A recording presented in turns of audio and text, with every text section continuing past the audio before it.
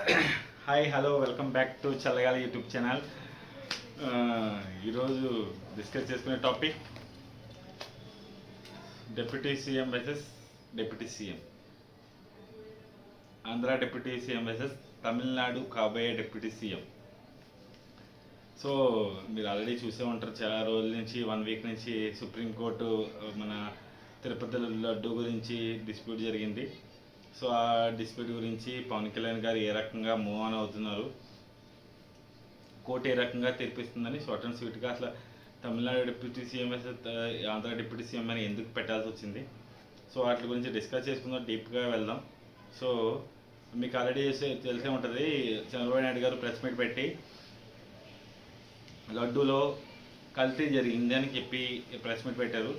తర్వాత దానికి చాలా తీవ్రంగా పవన్ కళ్యాణ్ గారు రియాక్ట్ అయ్యి మాల వేసుకున్నారు. మాల వేసుకున్న తర్వాత తిరుపతి కాలినడకలో వెళ్ళి ఆయన ఇద్దరు కూతురులతో డిక్లరేషన్ ఇచ్చి దర్శనం చేసుకున్నారు. సో ఇది మీకు ఆల్రెడీ అర్థమై ఉంటుంది. సో మనకి మెయిన్ ప్రాబ్లం ఎక్కడ వచ్చిందంటే, సో సుప్రీంకోర్టు 3 days ముందు అందులో ఎలాంటి విషయం తెలియకుండా ఎందుకు మీరు ప్రొజెక్ట్ చేశారని ఒక ఏపీ గవర్నమెంట్ని అడిగింది. సో దానివల్ల వాళ్ళకి ఈరోజు మళ్ళీ అది పోస్ట్పోన్ అయ్యి ఈరోజు ఏమందంటే సిట్ స్పెషల్ ఇన్వెస్టిగేషన్కి అసైన్ చేసింది. దాంట్లో ఒక 3 మెంబర్స్ని అసైన్ చేసింది. అందులో 2 CBIs, ఒక స్పెషల్ పర్సన్ కింద ఇన్వెస్ట్మెంట్ చేసి ఏపీ గవర్నమెంట్కి అది నివేదిక సమర్పించమని చెప్పింది. సో దీంట్లో ఎవరైతే చంద్రబాబు నాయుడు గారు దానికి స్వాగతించారు, జగన్మోహన్ రెడ్డి గారు దాన్ని వ్యతిరేకించారు. వాళ్ళు మళ్ళీ తిరిగి నెగిటివ్ రిపోర్టే ఇస్తారు మా మీద అని చెప్పేసి దాన్ని వ్యతిరేకించారు. సో దీని గురించి పవన్ కళ్యాణ్ గారు ప్రెస్ మీట్ పెట్టారు. ఏమైనా ప్రెస్ మీట్ పెట్టారంటే, ప్రెస్ మీట్ కూడా కాదు, ఒక సభ పెట్టారు తిరుపతిలో. వారాహి డిక్లరేషన్ అని ఒక సభ పెట్టారు. ఆయన ఉద్దేశం ఏంటంటే, ఇలాంటి విషయాలు మళ్ళీ రాకుండా ఉండడానికి సనాతన ధర్మం అంటే ఒక ఫౌండేషన్ కింద పెట్టి అందులో ఏ విషయం జరిగినా ఆ ధర్మానికి సంబంధించిన ఫాలో అవ్వాలని చెప్పి దాని గురించి చెప్పారు. దీని గురించి చాలామందిని వ్యతిరేకించారు. ఎవరైతే సనాతన ధర్మాన్ని గురించి తప్పుగా మాట్లాడుతున్నారో, ఎవరైతే సనాతన ధర్మం గురించి వ్యతిరేకిస్తున్నారో వాళ్ళ గురించి గట్టిగా చెప్పారు. సో దీని గురించి మన కాబోయే తమిళనాడు డిప్యూటీ సీఎం గురించి ఆయన ఇంతకుముందే అలా పొలిటికల్గా ఒక 2 years 3 years ముందు, మన ఎలక్షన్స్ కన్నా వాళ్ళ ఎలక్షన్స్ ముందు జరిగితే ఆ ఎలక్షన్లో నగ్గిన తర్వాత ఒక 1 year 1.5 years వెళ్ళిన తర్వాత వాళ్ళ ఫ్యామిలీలోనే, సో ఫ్యామిలీ ఇష్యూస్ ఎందుకంటే వాళ్ళ ఫ్యామిలీ కల్చర్ చెప్తున్నా, స్టాలిన్ గారు కానీ, స్టాలిన్ నాన్నగారు కానీ, ఉదయనిధి స్టాలిన్ గారు కానీ వాళ్ళు ఎలాంటి ధర్మాన్ని పాటించారో వాళ్ళు ఎటికేట్స్ అంటారు. అంటే వాళ్ళు ఒక నాస్తికంగా ఉంటారు, దేవుణ్ణి అనేది నమ్మరు. సో దేవుణ్ణి నమ్మాలని ఎవరిని ఫోర్స్ చేయట్లేదు, అని నమ్మే వాళ్ళని కూడా వ్యతిరేకించకూడదు. అలా ఎలక్షన్ జరిగిన 2 monthsకి సనాతన ధర్మం అనేది ఒక వైరస్ లాంటిది, దాన్ని మనం ఎంత త్వరగా చంపేస్తే అంత త్వరగా మంచిదని చెప్పారు. సో ఇప్పుడు పాయింట్ వచ్చింది కాబట్టి దాన్ని చంద్రబాబు నాయుడు గారు రేజ్ చేశారు. సో ఇలా చాలామంది ఇలా దాన్ని ఎరాడికేట్ చేద్దాం, దాన్ని నిర్మూలించేద్దాం అంటారు. నేనున్నంత వరకు దాన్ని నిర్మూలించలేరని పవన్ కళ్యాణ్ గారు దాంట్లో ఆ సభలో ఆయన్ని ప్రసంగించారు. సో నా పాయింట్ ఆఫ్ వ్యూలో ఏంటంటే, సో ఉదయనిధి గారు, స్టాలిన్ గారు కూడా ఆయన వాళ్ళ నాన్నగారు వాళ్ళ తాతగారు ఏదైతే నియోజకవర్గంలో ఆ నియోజకవర్గాన్ని నుంచి నగ్గి ఆయన స్పోర్ట్స్ మినిస్టర్ కింద ఉండి వాళ్ళ ఫ్రెండ్స్కి హెల్త్ మినిస్టర్ కింద కరోనా టైంలో చాలా హెల్ప్ చేశారు. సో ఇప్పుడు ఆయన డిప్యూటీ సీఎం అవుతున్నారని ఒక టైంలో ఇలాంటి విషయం జరగడం కొంచెం ఆయనకి ప్రభుత్వంలో ఏదైనా వ్యతిరేకత రావచ్చు. మనం ప్రభుత్వంలో ఉన్నప్పుడు అన్ని మతాలని గౌరవించాలి, అన్ని కులాలని గౌరవించాలి. ఎందుకంటే ఒక మతం బట్టి మన పార్టీ రన్ అవ్వదు. అన్ని మతాల వల్లే మనకి ఓటేస్తే ఆ పార్టీ రన్ అవుతుంది, అన్ని మతాల వల్లే ఓటేస్తే అది పార్టీకి ఎక్కువ ఇది ఉంటుంది. సో ఆయనకి ఆల్రెడీ స్టాలిన్ గారు ఉన్నారు చెప్పడానికి, అలా నియోజకవర్గం ఓట్లు ఉన్నాయి. పవన్ కళ్యాణ్ గారు ఇప్పుడప్పుడే నేర్చుకుంటారు కాబట్టి ఆయన కొంచెం హార్ష్గా మాట్లాడినా ఏది మాట్లాడినా ఆయన సొంతంగా పార్టీ పెట్టారు, ఆయన సొంతంగా నిలబడ్డారు. సో ఓన్ స్టాండిటీ మీద మాట్లాడేది ఆయనకు ఒకటికే ఆపాదిస్తుంది. అంటే ఏం మంచి జరిగినా ఏం చెడ్డ జరిగినా ఆయన మీదే, అది ఎవరి మీద, పవన్ కళ్యాణ్ గారి మీద ఉంటుంది. అదే మీలాంటి పెద్ద పెద్ద వాళ్ళు, ఉదయనిధి స్టాలిన్ వాళ్ళు, వాళ్ళకి సొంత పార్టీ ఉంది, డిఎంకే పార్టీ ఉంది. సో సో దాని గురించి ఏం మాట్లాడినా పెద్ద పార్టీకి ఎఫెక్ట్ అవుతుంది, వాళ్ళ నాన్నగారి స్టాలిన్ గారికి ఎఫెక్ట్ అవుతుంది.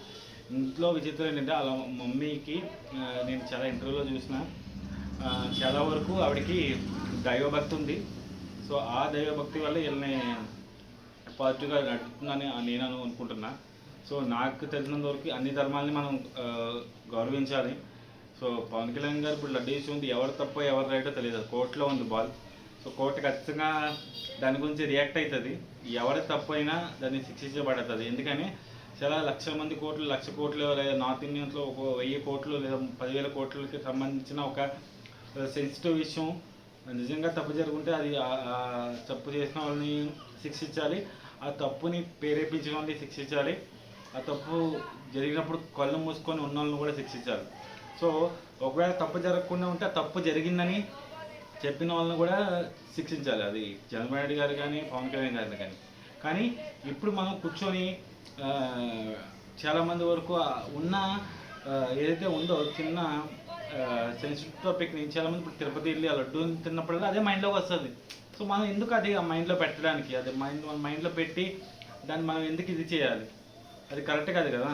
ఒక సెన్సిటివ్ విషయం, ఇప్పుడు మనం ఇప్పుడు నేను ప్రసాదం తింటున్నా, లేదా నేను ఒక ఎగ్జాంపుల్ చెప్తా, నేను భోజనం తింటా, భోజనం కొంచెం స్మెల్ వచ్చిందని అనుకున్నాను ఒకసారి, రేపు కూడా స్మెల్ వస్తుందని ఆ డౌట్ఫుల్లోనే తింటా, అంటే ఆ స్మెల్ రాదనుకునే ఒక నమ్మకం వచ్చేంత వరకు.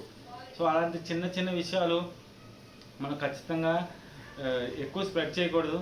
ఆయన సనాతన ధర్మం మాట్లాడే గురించి కరెక్టే, మాట్లాడడం గురించి ఎంత కరెక్ట్ అంటే రేపు అన్న రోజు విషయం జరగకుండా ఆయన మాట్లాడుతున్నారు. అదే రకంగా తమిళనాడు సీఎం కానీ, తమిళనాడు డిప్యూటీ సీఎం గారు కానీ ఇలాంటి విషయాలు వాళ్ళు పక్కన దగ్గరగా ఉన్న తిరుపతిగా ఉన్న తమిళనాడు స్టేట్ కూడా చాలా మనకి చెడు అడవులుగా ఉండి దాన్ని ఇంకా ఎంత త్వరగా సార్ట్అవుట్ చేస్తారో అంత త్వరగా సార్ట్అవుట్ చేయాలి. అందుకే పవన్ కళ్యాణ్ గారు తమిళనాడు టీవీ ఛానల్స్లో కూడా ఇంటర్వ్యూ ఇచ్చారు, తమిళ్లో మాట్లాడారు. ఎందుకంటే అది మన పక్క స్టేట్ కాబట్టి వాళ్ళకు కూడా దీని గురించి ఎంతో కొంత తీసుకోవడానికి చాలా ఉంటుంది. ఎందుకంటే వాళ్ళకి కొంచెం వాళ్ళకి కూడా రావాలి కదా, స్పిరిట్ రావాలి కదా, పక్క మన కుక్కలకే ఉండకూడదు కదా, ఈ సనాతన ధర్మం అనేది అందరికీ పాటించాలి. సో నేను చెప్పబోయేది ఏంటంటే రైట్ ఏదో రాంగ్ ఏదో కోర్టులో ఉంది. అప్పటి వరకు పవన్ కళ్యాణ్ గారు కానీ, డిప్యూటీ సీఎం కింద చంద్రబాబు నాయుడు గారు కానీ సీఎం కింద, లేదా స్టాలిన్ గారు సీఎం కింద కానీ, వేరే స్టేట్లో జగన్మోహన్ రెడ్డి గారు కానీ ఈ టాపిక్ని ప్రతిరోజు మైండ్లో డైవర్ట్ చేసి దాని గురించి మాట్లాడకుండా కోర్టు చెప్పింది సిట్కి ఫార్వర్డ్ చేసింది, కోర్టులో ఉంది, కోర్టు ఏం చెప్పినా దాని చూద్దాం. కోర్టు నిజంగానే వేరే వాళ్ళు తప్పు చేసిందో ఆ తప్పు చేసిన వాళ్ళకి శిక్షిస్తుంది. అంటిల్ అన్లెస్ కులాల మీద మతాల మీద రాజకీయం చేయొద్దని నేను వినిపిస్తున్నాను.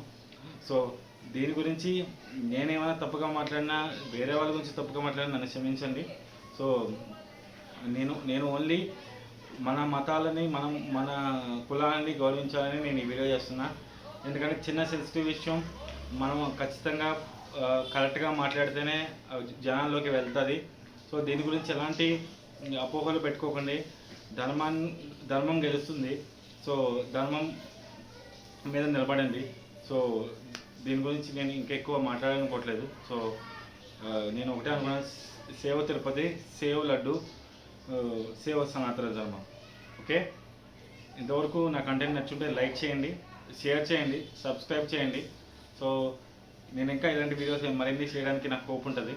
సో మరి ఇంకోసారి చెప్తున్నా, నా మాటలు ఎవరికైనా హర్ట్ అయినట్లయితే చేతిలో జోడించి మీకు అందరికీ క్షమించమని కోరుకుంటున్నా.